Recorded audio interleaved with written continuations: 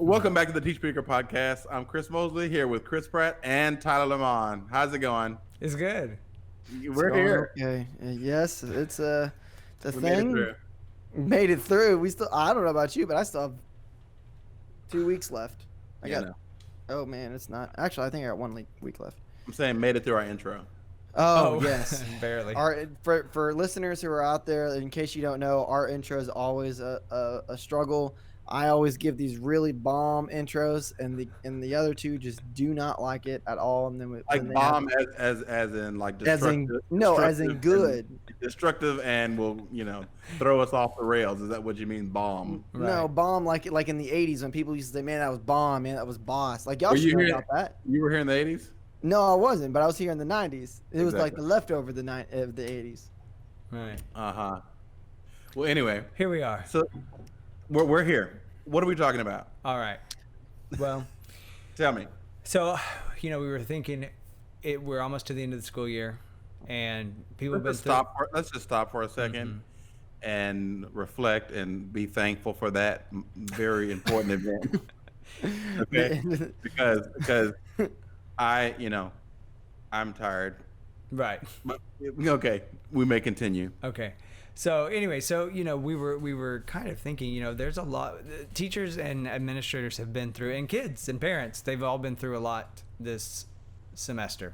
Okay, like no one will ever forget spring 2020. Okay, and so there's a lot of teachers that are frustrated, discouraged, whatever, and so we were thinking maybe today let's discuss, whether it's related to being in quarantine or not, what are some of the things that generally kind of break teachers throughout their Kid, next question.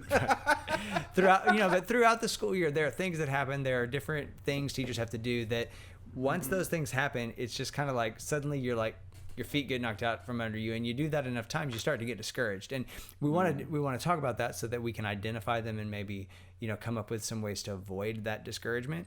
But I think that it's important that we look at it and say, like, this is a real thing, and these things are problems. And I mean, obviously it's different for everybody. Everybody has a different tolerance for what they can handle and stress in their job. But teaching can be a stressful job. There's a lot of responsibilities, and there's a lot of things that happen on a daily basis that you can't necessarily prepare for.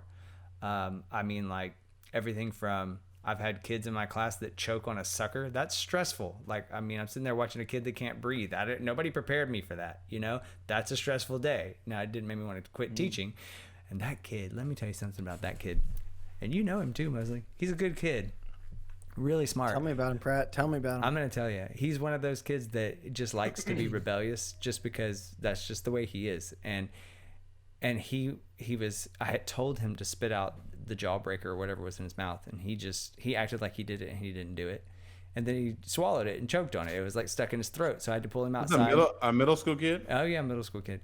And that kid literally, like, water coming out of his eyes, can't breathe, and then within like a second or two, he sucked it down his throat and he could breathe again, and I didn't have to like call an ambulance or anything, thankfully. And I looked at him and I go, now do you see why I told you not to eat candy in class? He's like, it doesn't matter, I'm going to do it again. That's the kind of stuff that makes you want to, that makes you want to quit break, right there. Right? I mean, like, you literally almost just like choked, and you're still that. You should have gave him another jawbreaker. Yeah. But you know what's funny is he ended up like maturing and growing up and being a really great kid and like being really successful. So, I mean, kids are kids, and you can't judge them based on one act. Let me just, hold on. Okay, so it's hard, right? I'm trying to think about the kid, but because we worked in 3 different districts, let me see. French horn? Yeah. Oh, wow. Okay, that's great. Yeah. Okay.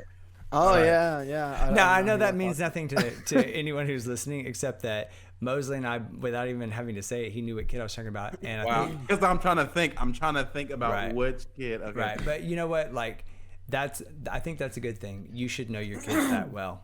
that like you can say one word and you know what kid you're talking about, because I know my kids, like I know them. So I mean, that's an important point anyways. But so we were just thinking maybe today discuss what are some of those things that really start to break teachers, whether it's, you know, COVID related or not. I mean, I think anyone can say being at home in a quarantine and trying to teach digital learning whenever you don't know how to do it, it can break a teacher. Okay, that's true. But there are things just in a normal school year when things are actually normal that start to break you down. And we need to try to avoid those things and give some people some thoughts on how to combat that. And I think, and here's what I've realized too. I realized the more experience that I've gotten, the less things that would bug me or break me or whatever, or would lead me to the breaking point, they don't bother me anymore. Right. It's because I've disconnected myself from like the emotional side of it, and now it's just totally, you know, instructional and stuff like that. So, or maybe you're just so broken, or maybe I'm so broken I'm emotionless or something. Okay, well, maybe. So take yourself. No, but that's not the case. Right. Well, okay. So take yourself to the beginning of your career when you were early in your career. So some of us will have to go back further than others. And I mean, because I agree with you. I think it kind of happens in stages. So early in your career, first, second, third year of teaching, what were the things that really kind of broke you down? I can say right now for me, the number one thing that broke me down was classroom management. Like my classroom management was not good. And there was not a day that I didn't leave defeated and wanted to quit. And I did it for 3.5 years, and then I did quit. And I can fully say that, like, I was really excited to quit and do a new profession only because of classroom management. So, I mean, I think... I heard you. And that's one of those things. I'm sorry, Mosey. Go ahead. No, go ahead. No, I was just gonna say that's just one of those things. There's not an easy fix for classroom management. It takes experience. It takes time. It takes planning. But I think that's one of those things that you really can learn to do. Like, and the reason people get good at it over time is because they learn to do it. But it's because classroom management is intentional. If you go into it and you don't have a plan, then you have those issues. But if you're intentional about it, because there's things you put in place that make your room run like at a high level. Right. So if you don't put things in place, it won't. Right. So there's a method to learning classroom management, and it doesn't have to be years in the making. Like you can, like if you're in college, there are things you can learn right now that they're probably not teaching you at your university, because many of them have never even stepped foot in a classroom, at least since, you know, it wasn't like one grade level all in the same school. But anyways. Back when they used the switch. Right. That being said, like there are things that you can do right now to prepare that your first year of teaching can be smooth and successful. And I mean, you're always going to have challenges and hiccups, and there's going to be things you learn and things you can do better. But you can avoid a whole lot of mistakes that people make traditionally. Yeah. So, you know, okay, so I go back to my first year. So the biggest thing I think that, and that's not necessarily like, I mean, it had to do with classroom management, but it also had to do with like communication, is, you know, you go from being in the college world and as a senior level, whatever, a senior, and you're working with students or like working with your colleagues and stuff like that. If you have any teaching going on the college level, when you say things usually happen, you know, and then you go to student teaching, you don't, you know, have a direct connection, so it's not the same. But when you go and you start teaching and you have to give instruction, and so you say, okay, do something, and then the kids don't do it, and you're like, well, what do I do now? I said it twice, you know? Right. Okay. That's the biggest thing, is whenever you give an instruction and kids don't do it, like, what do you do whenever they don't do it? You know, that my first year is like, that's what would get me going. And like, I can't believe that they're not doing what I said to do, you know? And that's when you would get upset, and then your temper would go up, and the classroom management would get worse, and then, you know, it's all downhill from there. So that's one thing I remember.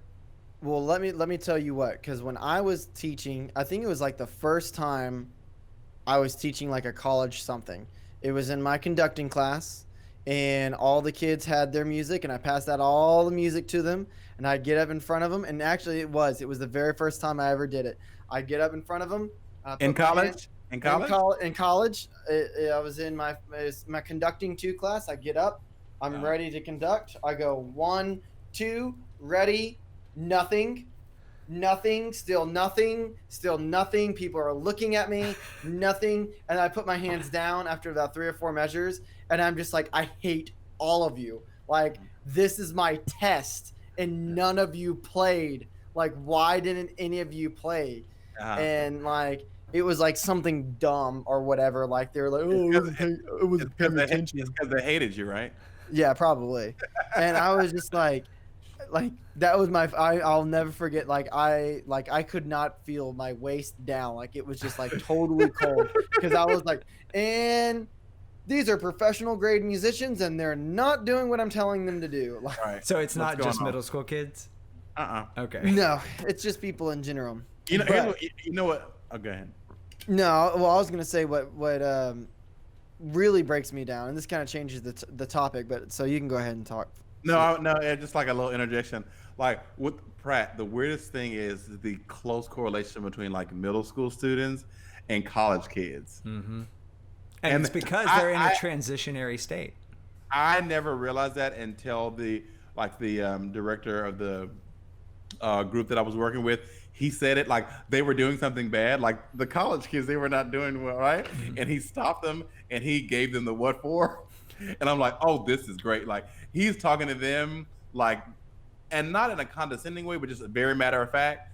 And he compared them to middle school students, and it was the best thing ever. And then when I would get in front of them too, I would see like things that they do, and it was so close to middle school kids. That's fine. You know. But anyway, go ahead. Yeah. All right, Well, what you got, Tyler? They Well, just what I sound was good. gonna say, the biggest thing that breaks me is miscommunication from administration to the teacher.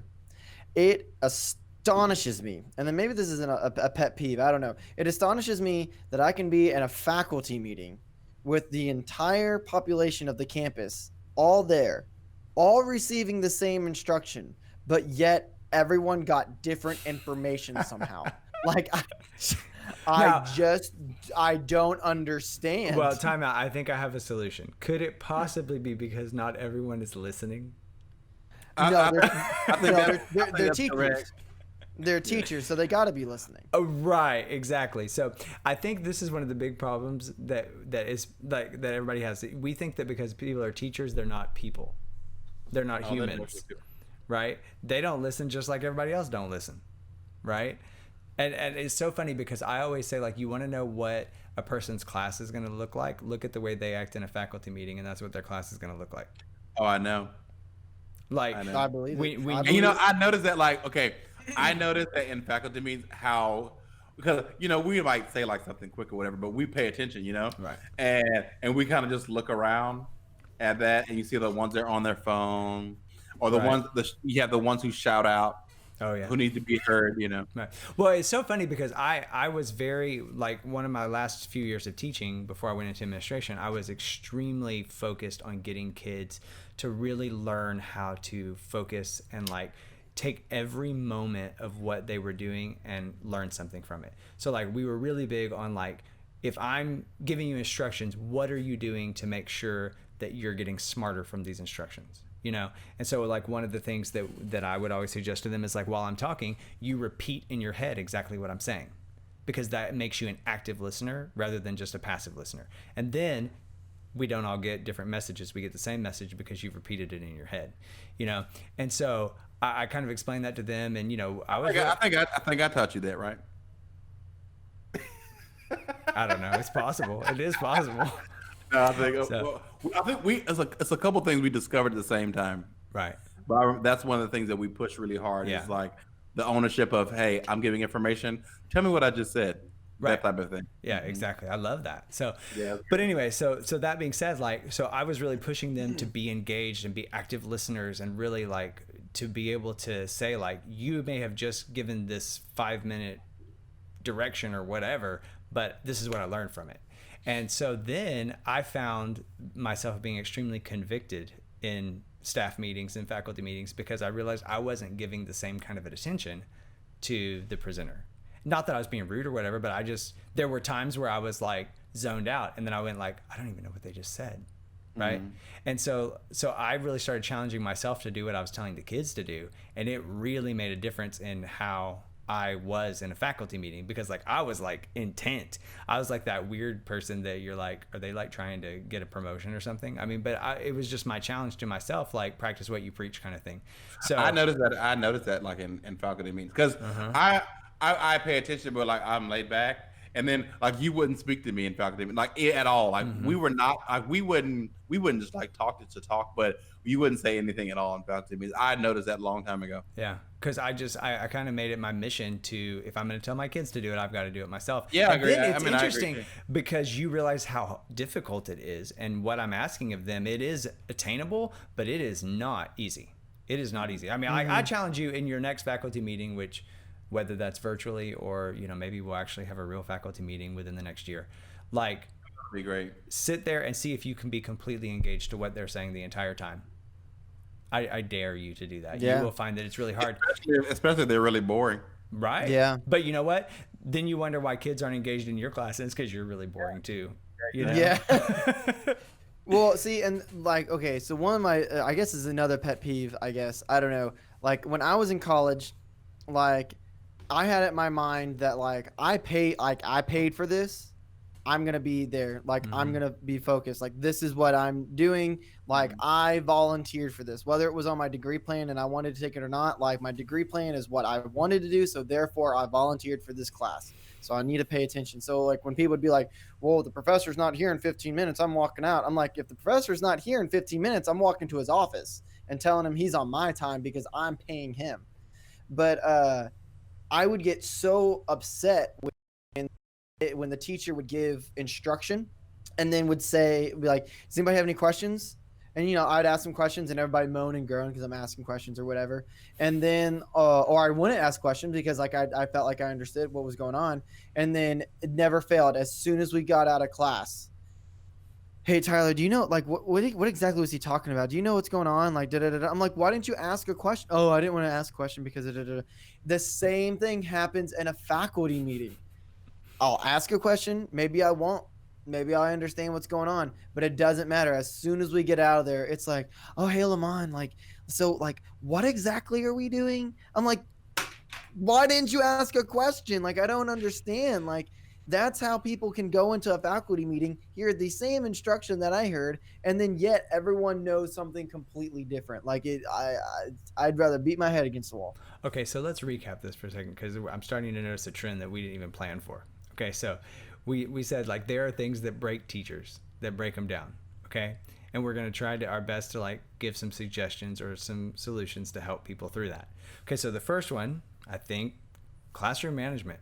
Like, there you go. Okay, well, guess what?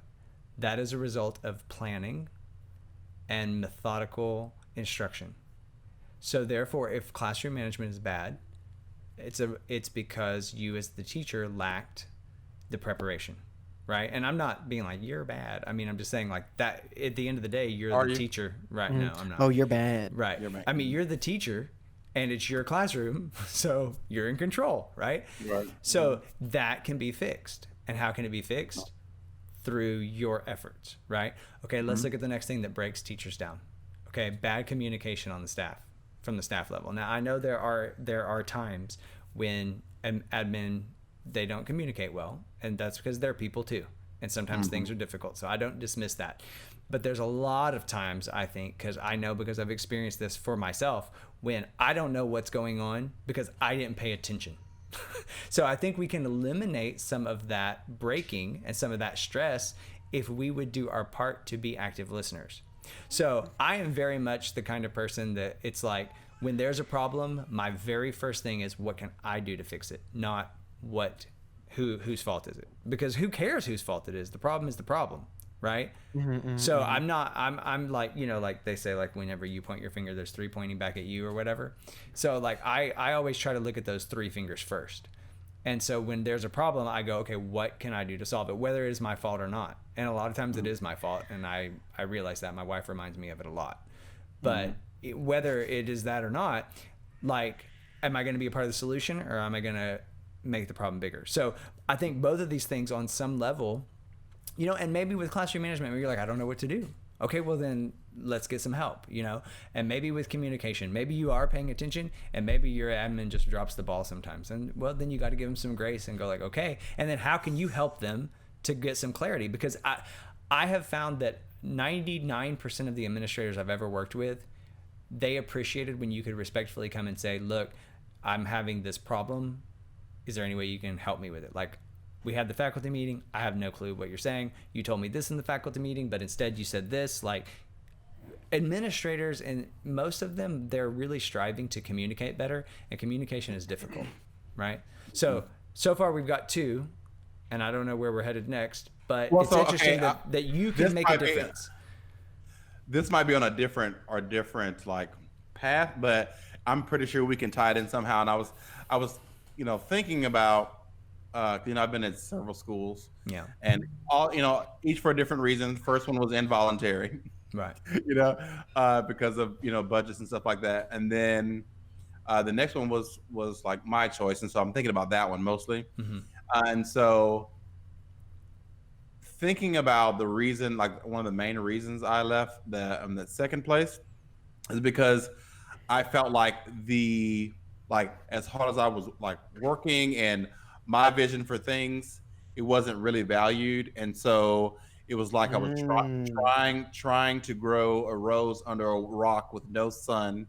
You know what I'm saying? Like trying to grow something, and I had a whole bunch of things against me, and in those situations, it makes you sometimes question your ability, because you're doing all that you can, and you feel like you're overworked, and it's not even seen like, hey, this is going right, or the things you're asking for, like nothing is going your way. And then you have the administration not on your side or not helping, and then you have you're always going to have struggle from the kids if you're in a new spot, so you have all of these things that are going against you, that you're trying to overcome, and you're like working your tail off to try to make something happen and get a glimpse of a vision or something somewhere. So in other words, you don't feel valued.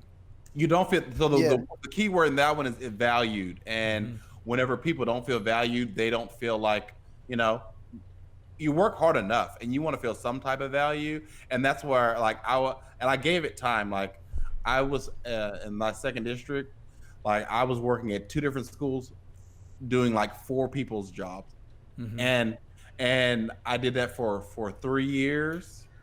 And I gave it the first year, like, hey, I'm gonna try to do this and try to do this. And then after a while, I was like, hey, it doesn't matter how hard I work. Like, I will not be able to build the type of program I feel like I can build, or, instill the culture as much as I can, like in this situation, and then that's why I felt like this was not the place for me.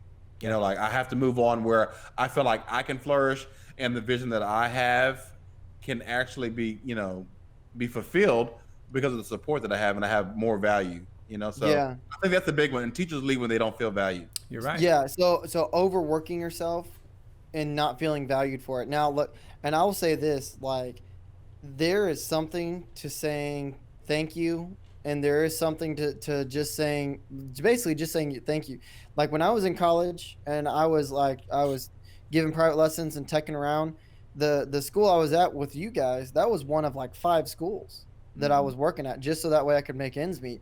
And there was one school in particular that like those teachers, they never really realized when I showed up. They never really realized when I left. They never told me bye. They very seldomly told me good morning or good afternoon. But every single time I left from working with you guys, they'll always told me thank you. And I remember when I first got there, I was like, oh yeah, I thought it was like a joke, like, okay, thank you, like whatever. But then like when I didn't have that, and I wasn't feeling valued at the other schools that I was working at, I was like, this is dumb. Like, why am I working over here? Like these people over here, they care about me. They think what I'm doing is a good job, And we also took you to Whataburger, so that was love. Oh, that's true. Because let me tell you what, I can eat a lot of Whataburger. Nothing says love like a Whataburger. That's the truth. And now, I'm vegan.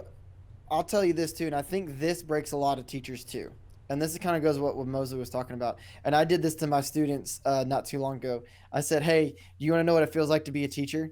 And they're like, sure. And I was like, okay, I want you to raise your hands up over your head and like reach for the ceiling as high as you possibly can. I was like, I want you to be on your tippy toes. I want you like jump up and down. Like, I mean, like I basically do anything other than pop your arm out of your socket. I want you to reach to the ceiling as high as you possibly can do it. And they're all like, meh, meh, trying to reach up there. And I like looked down and was like, hey, that's so good. You're doing such a good job. There's so many good things. But what can we do in order to make it go to the next level? What can we do in order to make it even better? Well, I'm already at my limit. Like I'm already like doing, yeah, but what can we do to make it like just a little bit better? What can we do to be out of the box, to really think and really get these kids engaged? And then they looked at me and I was like, now why don't you try to reach a little bit higher? And then I reached a little bit higher and I was like, okay, that's cool. Now, what do you think you can do in order to make that just a little bit better? Just a little, just a smidge more. Just like, what can we do to dig in even harder? That gets me every single time. Like I'm already doing it. I'm already working super hard. Like I'm already like killing myself doing these things, giving up my lunch, giving up my conference sometimes, like doing everything I possibly can. And then like an administrator going to come in and tell me, what can we do to make it go to the next level? I'm already on that level. Mhm. What do you want? Yeah, and I noticed like the biggest difference, and I felt different whenever like an administrator would come down and they would say things. Oh, hey, I like the way y'all did this, or could comment on one or two things that they saw that was like based on what they saw that was going on. Like when they did it, I'm like, you know what? They have a whole bunch of things going on. They've noticed these things. This means something. You know what I'm Well, saying? yeah, and here's something that I Yeah. think is something we have to consider is, every person is different. And one of the things that's really becoming important, especially in this online learning environment, is that we personalize instruction. We have different kids at different levels with different needs. And so you basically have to know every kid, where they are, and what do we need to do to get them where they need to go.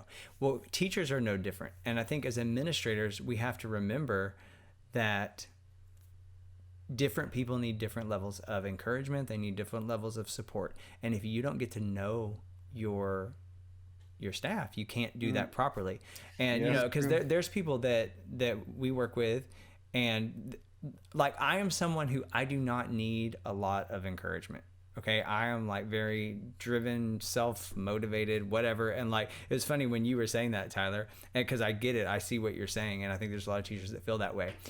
I personally, on my end of things, I'm always asking myself that question. Like whenever I do something and I'm totally worn out, I'm like, okay, what can I do next time to make that better? That's just the way I think. And it's not to push me over the edge.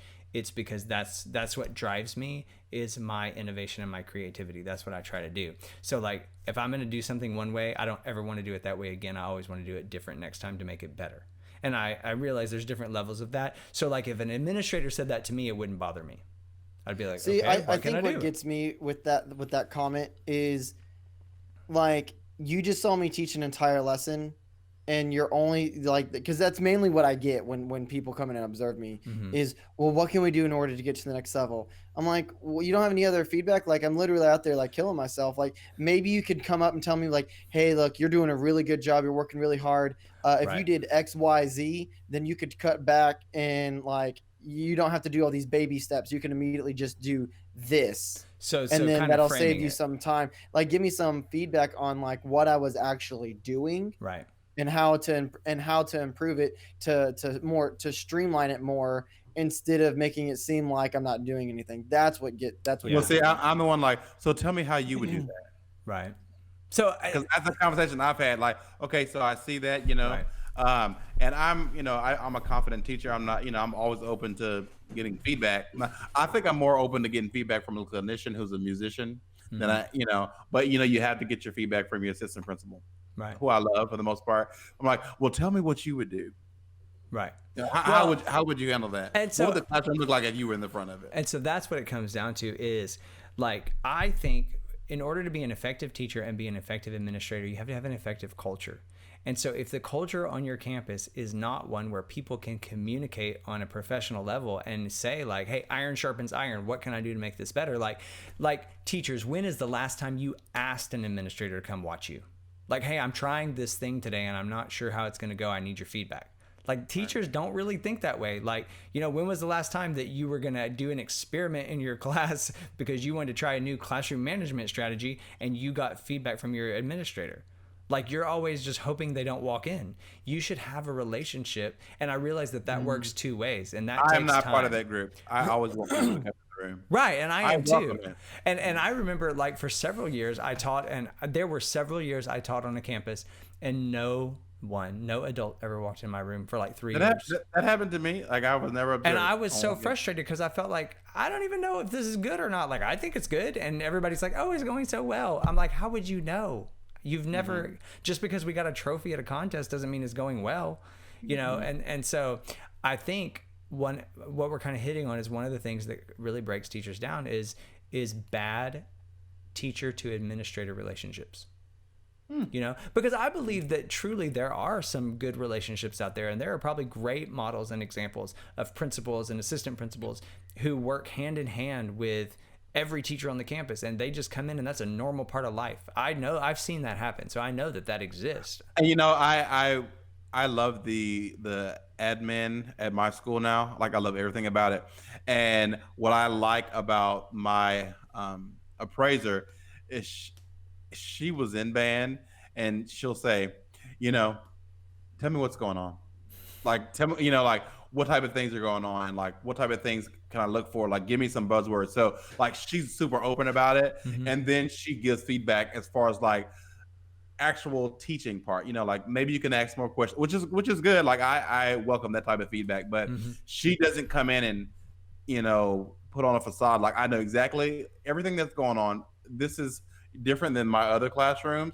Like, tell me what's the flow here. What are we doing today? And that type of thing. So I appreciate that. Yeah.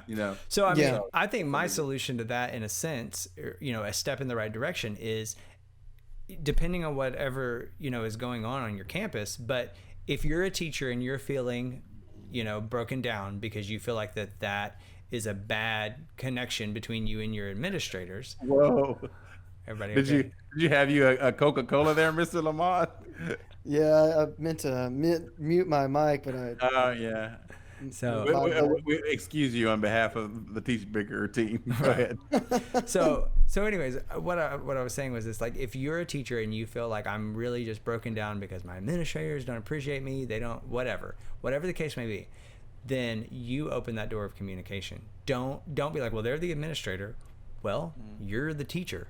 And at the end of the day, we have to make sure the kids are getting what they need. And if you're broken down and you're discouraged and you're frustrated because of that situation, then be the person that makes it right and fix it. So I think what we're kind of seeing in all of this, which we didn't necessarily talk about discussing, was that in every solution, it really does start with you. Like, you have to be the person that's going to make the change happen. And there's nothing wrong with that, because if you care enough, you will. Didn't Gandhi say that or something, like, you want to see a change in the world, start with yourself, or be something the change like that? you want to see?